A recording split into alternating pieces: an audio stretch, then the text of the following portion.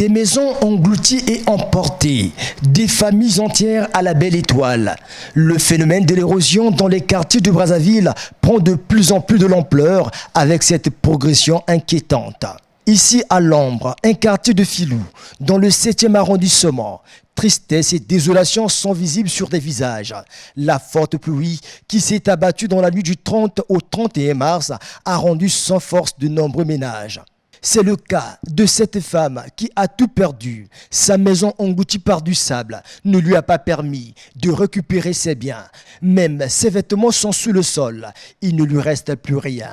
Depuis ma zone là, babim nyoso jama, bainzo babim nyoso, ba acte de naissance ban me jama, surtout ba acte de naissance.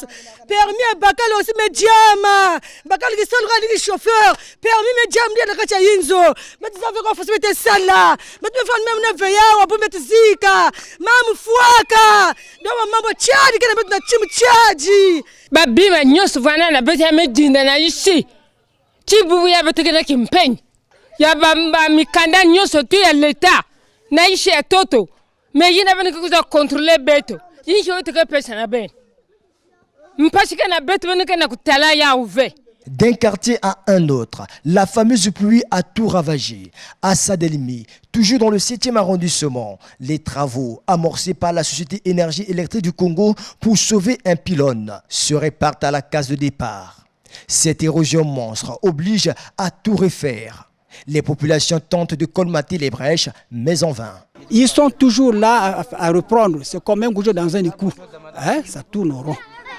S'ils veulent faire la route là convenablement, ils doivent d'abord commencer à exproprier les personnes qui sont dans les alentours. Ils doivent aller avec les caniveaux à la fois. Voilà. Mais il faut commencer par le commencement, juste le terminus qu'on appelle du Tsali. C'est là-bas où ça quitte l'eau. Donc, il faut ériger les caniveaux pour diriger ça juste vers Moumoumi. Ce qu'ils sont en train de faire là, ça ne peut pas aller. Je dirais zéro. Comme ils disent à Lingala, Bazak au rond-point. Le travail a été fait, mais ce n'était pas vers la fin. On n'était pas à la fin, la pluie nous a bouleversés. Et voilà pourquoi ça nous a ramené encore jusqu'au commencement là où on avait commencé le travail. Mais pour moi, c'est mieux quand la pluie a plu comme ça, pour qu'on puisse voir le travail qu'on avait fait si c'était bien fait. Et pour refaire.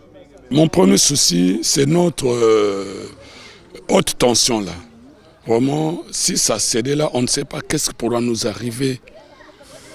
Et puis, nous sommes de retraités.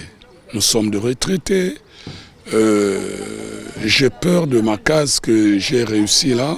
Quand je vois l'eau qui quitte toujours les deux côtés là, qu'on nous aide parce qu'il nous reste au moins 6 pluies. Ça, c'est la première pluie. Mais d'autres pluies qui restent, si vraiment qu'ils vont continuer à travailler comme ça, même nos cases là, ma case là qui reste là, ça sera disparaître. La situation est aussi déplorable au quartier Kaunga dans le 9e arrondissement d'Iri, où nous avions assisté à un déménagement forcé des populations à la recherche de l'abri, car l'érosion a tout emporté à son passage. Plus rien ne reste. Les travaux initiés par la mairie de Brazzaville, dans le but de faciliter la libre circulation des personnes, ont par ailleurs causé du tort aux paisibles populations, faute de canalisation. Ce qui est là depuis que les hommes de la mairie ont causé ces dégâts-là, juste alors, on ne voit ni le maire, ni encore son équipe pour pouvoir venir nous secourir ici. Rien même, ne fût-ce que même la visite. On ne les voit pas. Alors, dans ces conditions, qu'est-ce qu'il faut faire? Hein? Qu'est-ce qu'il faut faire? Actuellement, où est-ce que je peux dormir? Nous sommes à la traîne. Nous dormons dehors, au cas où il y a la pluie, pour peut-être quitter rapidement. Sinon, pas là, c'est compliqué. Vous voyez déjà de l'autre côté là-bas, les autres se déménagent déjà. Ils ont eu cette situation-là, c'était hier, je pense bien.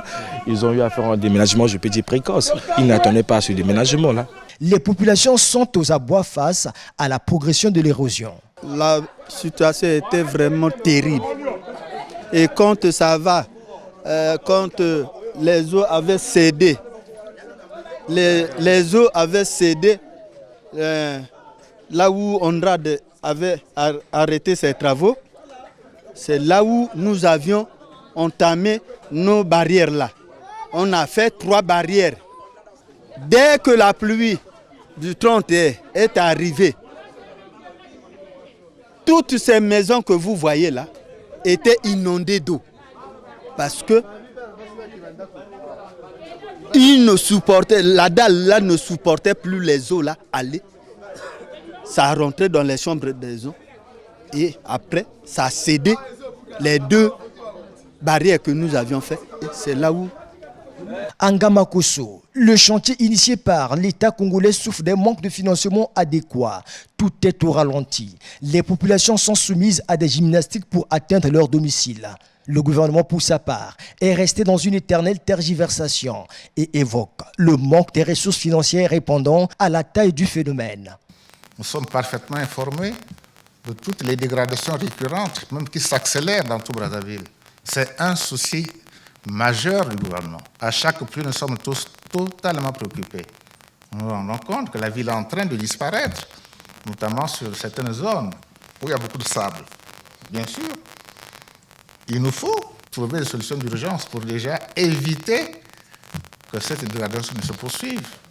Il faut à nouveau faire des études parce que cette dégradation est tellement massive qu'on repart quasiment à zéro. Les villes sont en train de se couper. Certains quartiers entiers, on ne peut plus y accéder. Donc il y a une vraie urgence à ce niveau-là. Donc je dirais même que ça nous fait perdre de sommeil. Simplement parce qu'on sait ce qu'il faut faire, mais il nous faut trouver les moyens pour y faire face. Les entreprises existent, mais il faut trouver des ressources pour cela. Ça veut dire quoi? Que demain, nous serons amenés à appeler à agir dans l'urgence, forcément, et exécuter cette affaire en sortant de la logique budgétaire. Au lieu de jouer le médecin après la mort, il serait mieux pour les autorités de mener des vraies réflexions sur l'urbanisation de la ville capitale et de prendre des mesures pour prévenir contre l'érosion pour éviter le pire.